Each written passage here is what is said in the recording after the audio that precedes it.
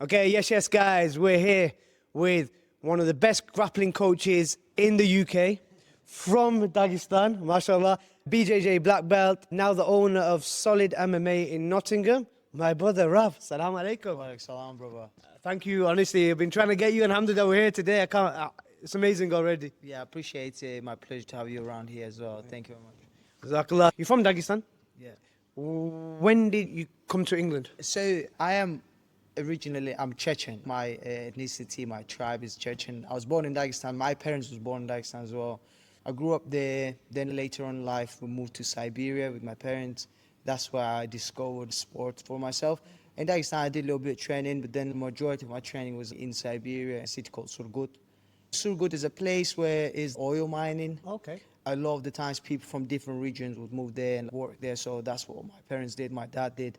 Majority population was there, Dagestanis, Chechens, Azerbaijanis, Tajikis, all the Middle East and Caucasian areas as well. So Caucasians is not what you mean here. Yeah. Caucasus is the area of the mountains where is the Dagestan, Chechnya, all those republics are located.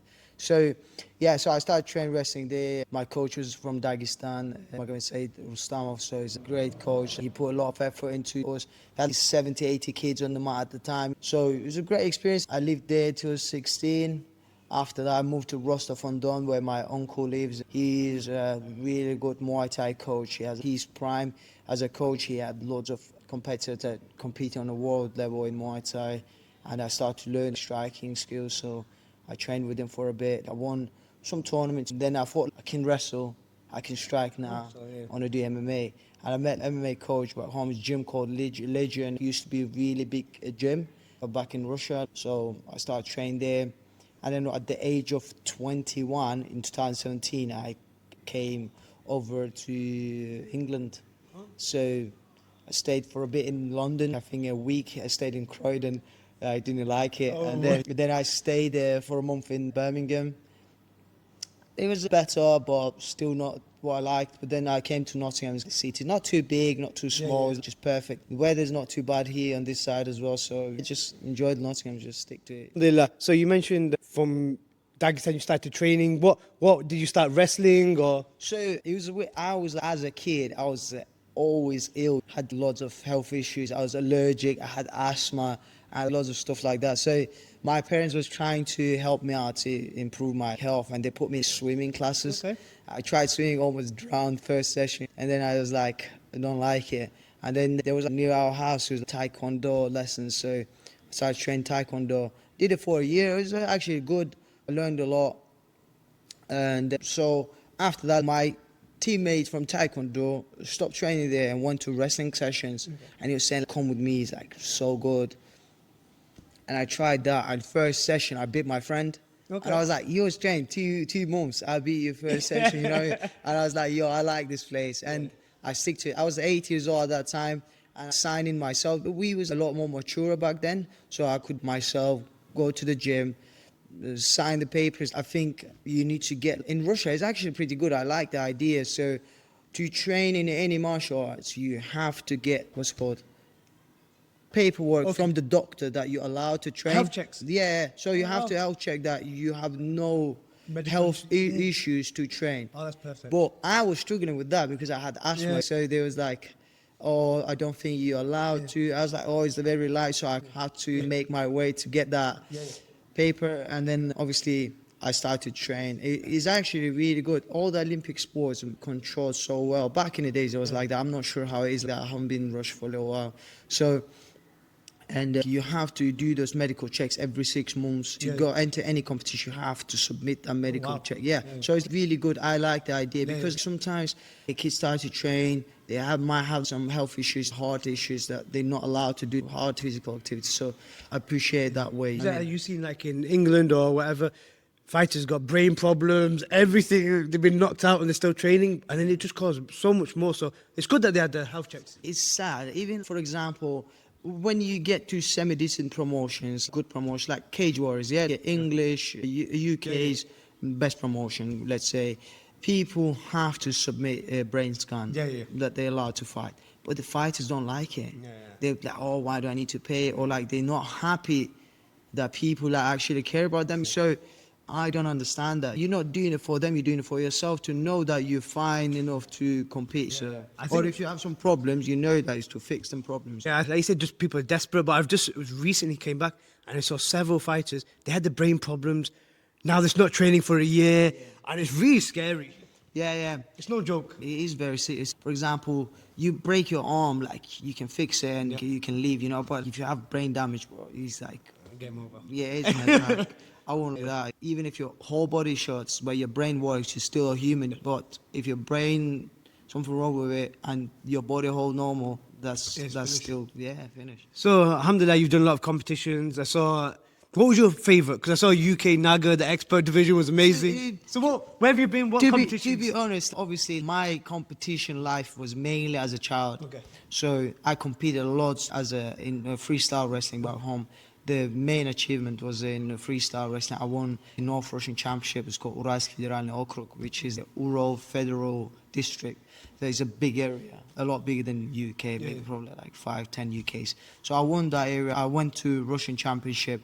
Didn't do really well. I won like 3 matches out of like 69 people, I think, and got like somewhere like in top 15 or something like that.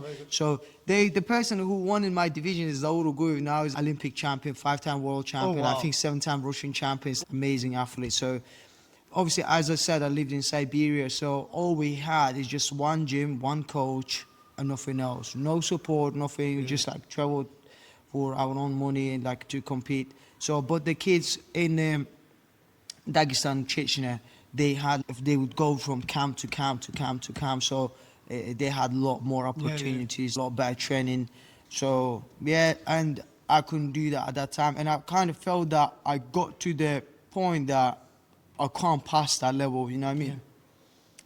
And then I started to think of changing the sport. In my head, I had an idea. I want to be great, you know what I mean?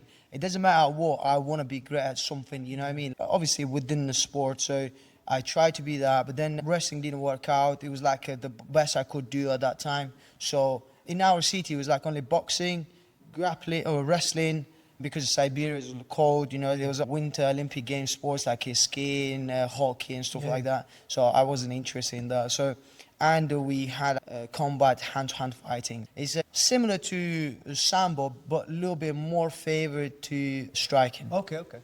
You wear a gi, but you're not allowed to grab it. You strike and grapple. On the grappling, they give you like only a little bit of time. Okay. Yeah. So before I had the plan, so I spoke to my dad. My dad was like very against me leaving wrestling. So because he spent every single day with me on the mat. So he was like more dedicated than I am. They're very supportive. He would always travel with me on the competitions and stuff, like always take me. In Russia, it's not that common. Back in the day, especially, like my dad would be probably one and some majority of time an only parent in the gym watching me training. Yeah, sometimes my teammates, like when my dad walked in, they would start crying. They hated him because like he would make us do more. Like we would cry. He never stepped on the mat himself, but he knew all the moves. He knew all the point system and stuff. So I'm really, really pleased to have him with me, and like he kept me out of a lot of trouble. So really appreciate my dad, you know. So. Yeah, and after that, I told my dad, like, see, here's the thing. Wrestling, I kind of like knock into the door that I can't open, you know, with the training I have here. So what can I do? We had like really good level of boxing there as well. Like few of my mates, like all the guys, there was like a medalist, and some of them was champions in Russia in boxing, which is like massive achievement. Like Russia is such a big place, and to win Russian championship, you have to win like so many levels. So you have to win your city, and then like a smaller region. Let's say you have to win Nottingham Championship, then it's Nottinghamshire, then East Midlands, then English, then UK. So to get to Russian Championship, you have to win so many tournaments, and each tournament is like so many fights. So to get to Russian Championship, you would have to win like 12 fights in a row. Wow. So sometimes more, sometimes a bit less. So, and then I was like, I'll train boxing for like 6 months, 7 months, and then I'll start training hand-to-hand fighting. My dad was like, okay, I like your plan. Let it be. So I started training boxing, and like two months, because I was athletic, I was competing on a really good level in wrestling. They was like, oh, what's your age? I told them my age. I can't remember how old I was, like 14, something like that, 15. And they was like, okay, cool. They let me to compete on like a city championship. And I had like one fight. So I won that fight. That's okay, good. So now I'm going to regional. It's like a Surgutski Rayon. So it's like a little bit bigger area. So it's like already like 4 or 5 different cities competing. Oh, wow. So I go there and I win like another 3 fights. So now I'm eligible to go to bigger tournaments. And I won like 4 fights in a row in boxing, which is completely new sport for me. But I was just like athletic and I was just like swinging, you know what I mean? They allowed me to go there. But at the same time, there was a competition in hand-to-hand fighting. But for me, MMA and like that type of sports was a priority. So I decided to do that. So I win the CT again. I win the regional. And I won like a bigger region. I went to North Russian Championship, won there. So now I got tickets to go Russian Championship in the hand-to-hand fighting. So I think fights in a row. So to go to Russian Championship. Going to Russian Championship, win first 2 fights. In the first fight, I'm getting injured. I like always doing starting, standing, shoot, double leg takedown. So for holding them down, you get points. You know, like I'd hold them down, get points, stand up. Try to apply submission, doesn't work. Just stand up again. Like just go take down. So because I'm from wrestling background, spent so many years wrestling on a good level, and then I'm getting to semi-finals. Semi-finals, like I injured myself like a rib cage. So at that time, I didn't know how serious it was. But then like team coaches like they massage me before my next day. So I wake up, and my favorite wrestler at that time was Boris Sarsai, who recently passed away So he was my favorite wrestler, and he in the finals of Olympics in Atlanta, I think he broke his face bone just before his finals. And then he said on the day of the competition, I said to myself, I'll go there. I'll do the forward roll on the mat. If I can do it, I'll fight. If I can't, I'll pull out. And I said that to myself as well. Like, I was thinking that I'm gonna do it. You know, for me, it's like biggest thing ever. Like it's first time I'm in the way. So if I win that fight, I'm in the finals. You know what I mean? So it's already like a silver guaranteed, basically. That's already no one from my city ever done that. You know what I mean? So I'm the first one. So and then I'm going to the venue. I'm there, did the forward roll as I can do, like I'm fighting. My coach massaged me, like put some creams on me, you know what I mean? And then I'm fighting in semi-finals, and like I think I've been robbed, but that's what everyone thinks. So I lost in the semi-finals, but then I fought for the bronze and I won bronze. So I wasn't happy with it, but I was the first one to get on podium for a Russian Championship from my town, so I was happy with that, you know what I mean?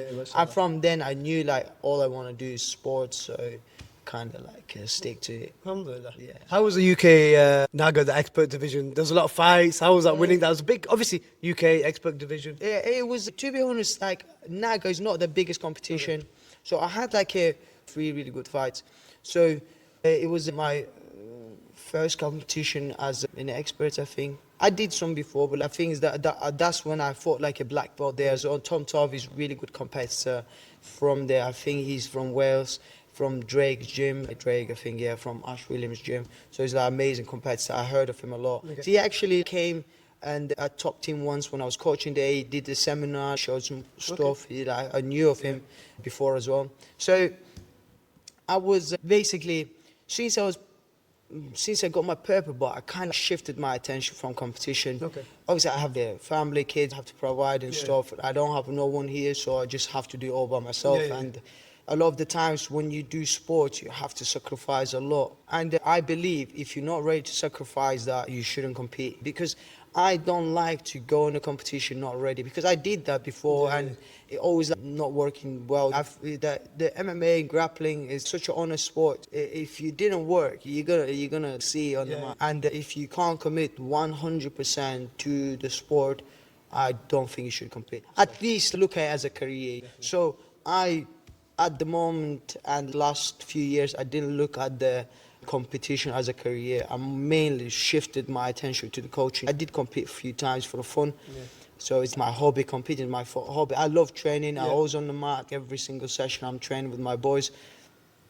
And sometimes I think it's compete MMA as well, but then I think, no, you're not committed to the competition because I have a lot of commitment in front of people who trust me, come to the gym to train and learn from me. So I can't just take away of them myself and put into me only. So It's a little bit difficult. I'm in a different position right now, so shift my attention from that. But in jiu-jitsu, I didn't compete a lot. I won a few black belts on a decent black belts, but nothing crazy. Like, not gonna put anything on my name that I didn't achieve. So, yeah, Naga was good. I had 3 fights. First fight, purple belt guy. He was a medalist in European Championship on IBJ European Championship.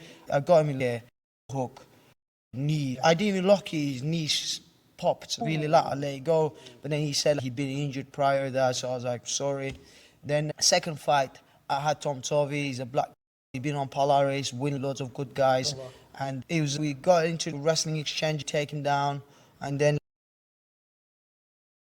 I had from there, so it was easy, no points scored against me.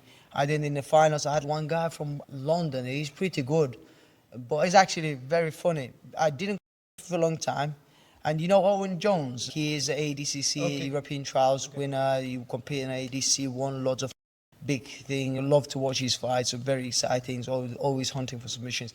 I fought with him when he was, I beat him. Wow. So, and since then I didn't compete. He competed so much and improved.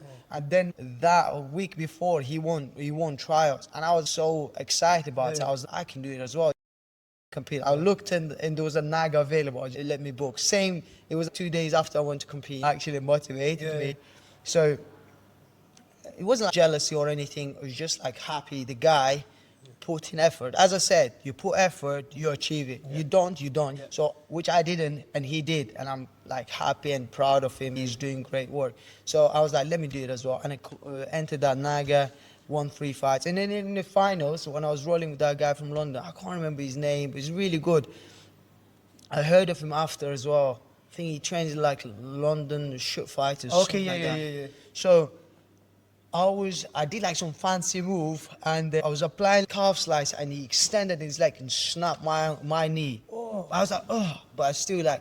He looked at me, and I looked at him, and I was like, no, I just still passed his guard, and I got a really interesting submission. You can find it on Instagram. So you ripped your knee and you still got Carry on, yeah. warrior, mashallah. That was funny. He looked at me like that, and I looked at him. I was like, no, it's a carry on. He passed his guard, and then he like turned his back, and I ended up like having his neck and like arm behind his back, like pulled it. It's actually very funny. Never practiced it. It's just like happened to be on that moment, and I was just like, just grab it. So basically, when you get submitted and you tap easily, just remember Rav ripped his knee, still got the submission. Yeah. How much do you want it? No, you know, like after, I regret that so much. After, obviously. I was like on a crutches, and I had a hard knee brace for 2 weeks. So it was like proper bad. I had grade 2 tear on my LCL.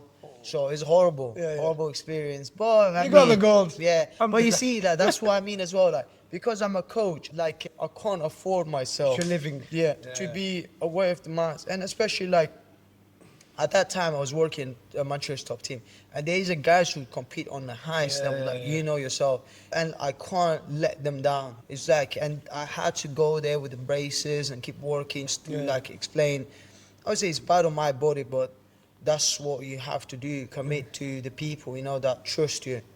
Obviously, Carl Prince, head coach, I have a lot of respect for him. Like, for example, some people, they don't have some skills, but they will try to pretend or keep the people away of someone, or like that. For their own interest, they will stop other people's progression. But Carl is actually really smart in that way. So he tries to provide the best service. I learned a lot from him as how to be a good coach, how to manage the team. So he, for example, as myself, I could wrestle, I could grapple, and then he invited me to be a coach there. So I was like head grappling coach there in the gym.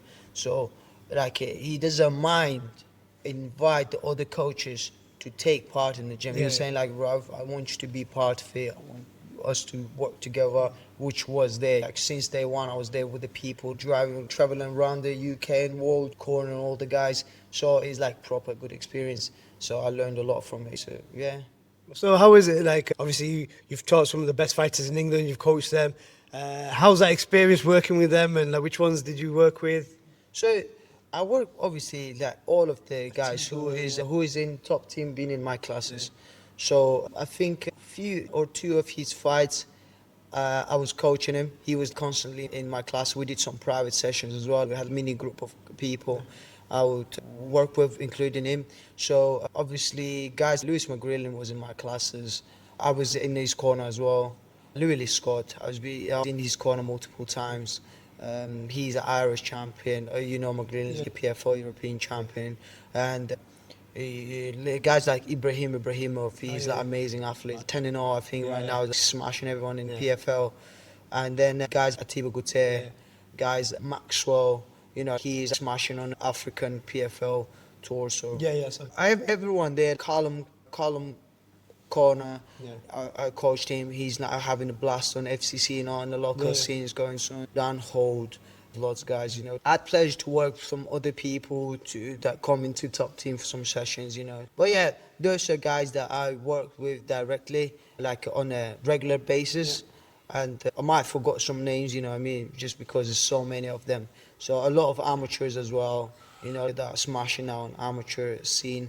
And the younger kids. When we met at Nando's. Okay, yeah. Alex, okay, but he is from Nottingham. Yeah, so in top team, I work with the kids as well. I run a field house. So he is, yes, me, yeah, that's fine. So I run a field house. He's a European silver medalist in IMAFs. His sister, Enya, so she just got silver in the World Championship and got bronze in the European Championship. Bobby Burgess, I think, Bobby the Beast, he's a sick kid. He's a European champion. I worked with him, like in the top team. And lots of young talent, you know. It's actually so many kids out and people I work with in Manchester top team. It's a big gym. They got probably around 100 people who compete. Half and half, very big. Yeah, Carl's doing great work, to be honest. There's a lot to learn from him as a coach. Obviously, I'm only 29, and as a coach, I'm still a baby. And I like Carl already. He's still at the beginning of his career as well. I believe he's gonna achieve a lot more. So, still good for me to learn from him. Yeah, definitely. I was with him yesterday, and he told me like he's coaching in America football because I was a football coach for him, and his coaching style, alhamdulillah, is very good. So now you have this Solid MMA. Yeah. All your years of coach, alhamdulillah, now you got your own gym. Yeah. What's the vision? What's the goals? How's it going? Yeah. Solid MMA been blessed, to be honest. So we opened in the end of April. So it's like 28th of April, we had the first open day. I didn't expect to be busy. We didn't do no advertisement. It's just a post on my Instagram and that's it. And I thought doing it at 10 a.m. or I think 12 p.m. or something like that. So I'll come there 10 minutes earlier, prepare the gym, I'm ready to go. I'm coming there half an hour earlier, and I see a bunch of people outside. I was like, what the hell, man? Open up. I was like surprised. They were overwhelmed. Didn't expect it. So, and they're like people not stopping to come. Guys from the top team came around. Gabby came. Atiba came. Farouk came. A few other guys here came as well to support me. So it was a real pleasure to have them. And then it was, I think, inside the building, around 100 to 120 people inside. It was like on and off the mat, maybe like 60, 70 people on the mat, and like maybe another same amount of people off the mat. So it was so busy, really good day, enjoyed it. There was plenty of kids. They were doing Alex on that day as well. He won ADCC Nationals. He won that, came back and taught like a seminar for kids. That was amazing as well. So straight away, first day of the gym, and we started with the medal on that UK national level. Then we did that seminar, and then I was like, okay, now how many members we're gonna have the first day? And then it was on Saturday. Then we had like Sunday day off, and then Monday is the first session. So I posted the full schedule, kids and adult classes. And then I'm coming, and the first day, I think I had 6 kids on the mat. First day. I didn't even promote it. I was so surprised. I was expecting slowly start, pick it up, start to do advertisement, little bit Facebook ads and stuff. So I did that before. I had a gym, part of Grace Barra, Bakersfield in Nottingham. So a lot slower. Then I see 6 kids on the mat. Adult classes, 12 people on the mat. And I was like, what's going on? I opened that first day. There's already 2 members. Second day, 10 members. Software, and I keep growing and growing. First week after I go on Tuesday mornings. I go to top team, do sparrings there for a few. I take few of the kids and go there. So that guys asked me, how is it going? First week I'm on 30 members. I was like, yeah. So now started the ads. And the next year I'm coming, I'm 60 members, and it's rapid growth. I think we hit 100 members within the first month. That was like crazy. So I was like not believing it. That was my goal for a year, to have 100 members. But we exceeded that within like 4 weeks. That was like crazy.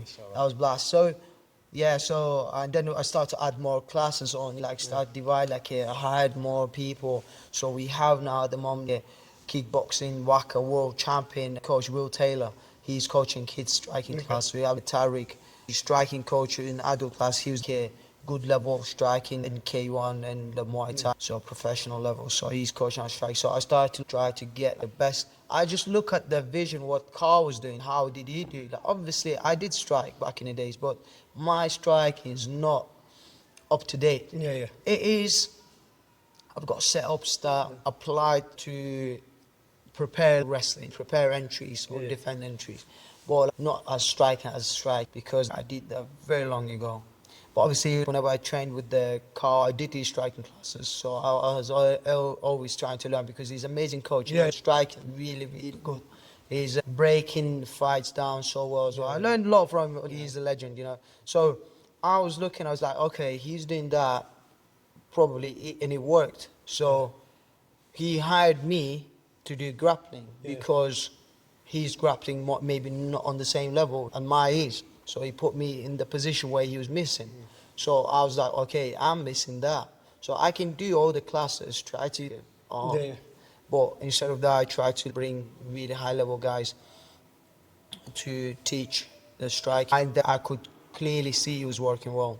But then what we did, we have one of my members, granddad, he was world level gymnastic coach, you know, so we hired them to do gymnastic class. So we do it twice a week, we do gymnastic for our kids, like only for kids. It's free of charge, it's out of my pocket for them to get more, like a better coordination, flexibility, endurance, strength. So, and they do, like, my son trains in that class, and it's been an amazing impact for him. So I just start to add more and more things, because, for example, if you look Instagram, it started as just filters, editing thing, but then you start to post and people start to like it. Then they add, I think it was like 15 seconds videos, but then it was like 1 minute reels, then like this type, that type, the TV, IGTV, whatever it is. So, and it grows, then Messenger there. So it never stopped evolving. As soon as you stop evolving, you're dying. So I understand that, and then I need to apply that into my place as well. So constantly evolving. But for me, it being rapid. Even now, I just spend another £4,000 just increasing mats for another 30 square meters, because we're growing so fast. So it cost me like £3,000 for the mats, another grand for the labor, and like build up the platform for the mats, because we did a little bit of suspended floor. So it just minimize the impact, like the throwers and don't get hurt. It's a lot of investment, but alhamdulillah, it's worth it. First of all, my goal is to provide the best service I can for my students, because they trust me, and they've been actually the best advertisement for me, because they come in here, they're enjoying themselves, no one wants to leave. Like, we're gonna have a session later, you can see as well, no one wants to leave after. We provide like a free coffee for their parents, it's free of charge. They come here, sit down, have their coffee, have a little chat, kids enjoying the class there, best quality of the mats, best quality cage, everything's best quality. You've got like changing rooms, showers, everything's nice and clean, you know what I mean? So try to the best, not only training, because sometimes some places just they neglect everything else, but training is good, but everything is rubbish. But you know, when you come to like place where everything's clean, you can just focus on your training. But if there's something distracts you, disturbs you, your training's not going to be as good. That's what I believe, and that's why I try to apply here. It doesn't have to look rough, stinky or anything else to be able to provide good training. And like my students, for such a short period of time, already started to prove, you know, we had a majority of my students who compete were youngsters. That's my priority. What I want to do, build up my own fighters. You've got these young guys like Louis Scott, and like Callum Corner, raise them up from the beginning. So that's what I want to do. I'm not chasing anyone, not trying to say, oh, come around to my gym. I'm just like, everyone who wants to come, more than welcome. But I put my effort only in those who put their effort. You don't have to ask me. All you need to do, just put put effort in, and I'm there to support you. It's only very honest stuff, you know. So guys, if you are in the Nottingham area, you got to come down to Solid MMA, one of the best coaches, inshallah. Definitely come. Okay, last few questions. Honestly, me and you could talk for hours. Yeah. If me and you had a cup of tea, it's good. He's got a class in like 30 minutes. Yeah. And we've got to do training. So, inshallah. But yeah, we could, inshallah, more conversation. But so, last bit of training. So, Judo. No, sorry. What's more effective? Wrestling? No, Judo or jiu-jitsu? Which one's more effective? I think, personally, I love Judo because it's exciting. Recently I started to learn Judo a bit. So I got friends George Smith and Kelly, his missus.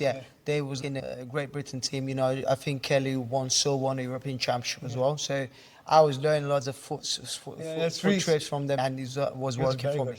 But if we will put into the MMA, I think jiu-jitsu more effective. Okay. Because in the Judo, you a lot of the time, if you just look at the sports, in the Judo, a lot of the times to do something, you're exposing yourself. So every throw, in the end, you put yourself in a bad position. So you roll over, end up in the bad positions. So with jiu-jitsu, is not. As itself, I think jiu-jitsu is more applicable for MMA. Okay. I think statistics of UFC can tell you that as well, because majority is like wrestlers, the champions of UFC. Second thing is like kickboxers or boxers, and then jiu-jitsu. So why I want to ask you, obviously, because you see all the Dagestan fighters, with their wrestling, sambo, they've changed it because of ground control and stuff, like Islam, it's probably like a blue belt, a white belt. But in the actual, he's smashing black belt. I disagree with that. Really? I don't think, that's what I mean. If he never been graded, it doesn't mean that he is white exactly, belt. Obviously, he's a sambo world champion. He can't be white belt. He probably beat a lot of black belts. He's probably not the way of jiu-jitsu grappling style, working off his back. But if we don't see, it doesn't mean that they can't do it. You know, they're really good. I've seen one of the first Habib's fights with El Trujillo in UFC. Okay. He had such an amazing octopus guard. I saw that. You know, he's so good. Like, people think he's just wrestler. No, they train with a lot of black belts. There was Enzo Gracie in New York. So they're all rounded. If they've never been graded, it doesn't mean that they're white belts. So people take these belts a little bit too serious sometimes. Really serious. I mean, I don't really care about black belts. I was like tapping black belts. Some black belts was tapping me since I was white belt. Obviously, I done wrestling. It's not the same. Does it make sense? So some of those skills are applicable. So as I said, to win, probably, if you ask me what's harder to win, Olympic championship in judo or world championship in Brazilian jiu-jitsu, probably Olympic championship would be a lot harder to win. You have to train from the really young age. You have to win a lot of qualify and stuff like that. But what's more applicable for the MMA is probably jiu-jitsu. That's what I believe, what I think. But as a sport, to be honest, I can't say any of the sports better or worse. They're all amazing. Like any grappling sport I like. You know what I mean?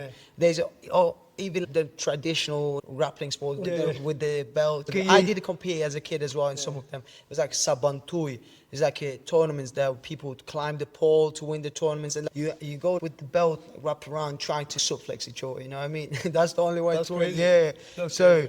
I did that as well. So I can't say any sport's bad. All the sports good. You just need to find your sport, you know what I mean? Have you got any words for your students?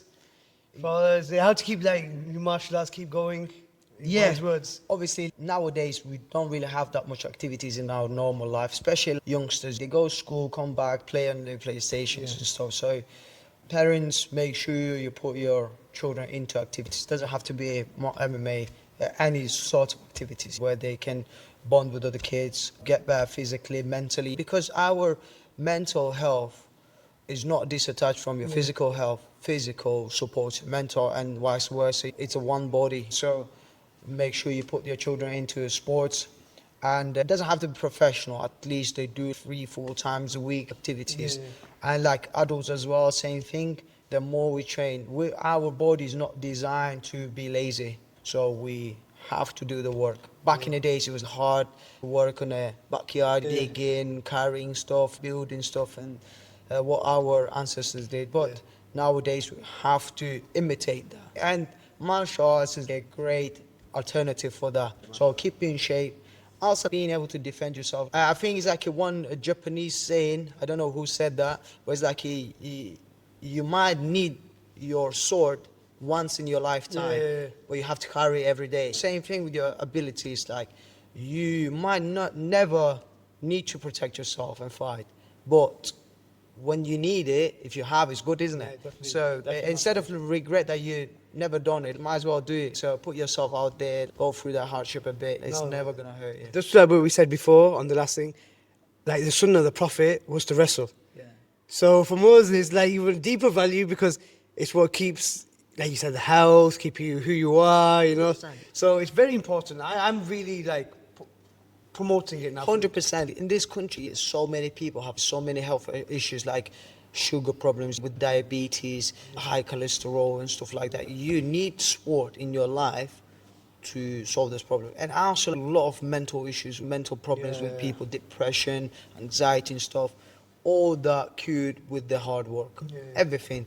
When you do this hard work, like after training, when I don't train, when I'm injured or something, don't get depressed, never been depressed, alhamdulillah. So, but I would feel, I'm just useless. I didn't even do it, I didn't even sweat. So, but then when I do train, I feel like, that day I paid my rent, did my day is good now. At least I did something. Also, you have to be good role models for your children. Imagine now me saying to my kid, go and do work, you need to be strong and stuff, and I'm fat with a fag or drinking. So it's going to create a confusion in him, like, that's what you do, and that's what you're telling me to do. They're not going to listen what you tell them to do. They're going to just follow what you're doing. So I think you need to be a good example for your kids, obviously religion-wise, and also lifestyle-wise. The way you carry yourself, they're going to observe that. They sponge it. Yeah, that's it. That is gems, mashallah. That is 100. Well done. Okay, my brother, the talk is done. Can we do some training? Of course, let's do it, man. Jazakallah. Let's go.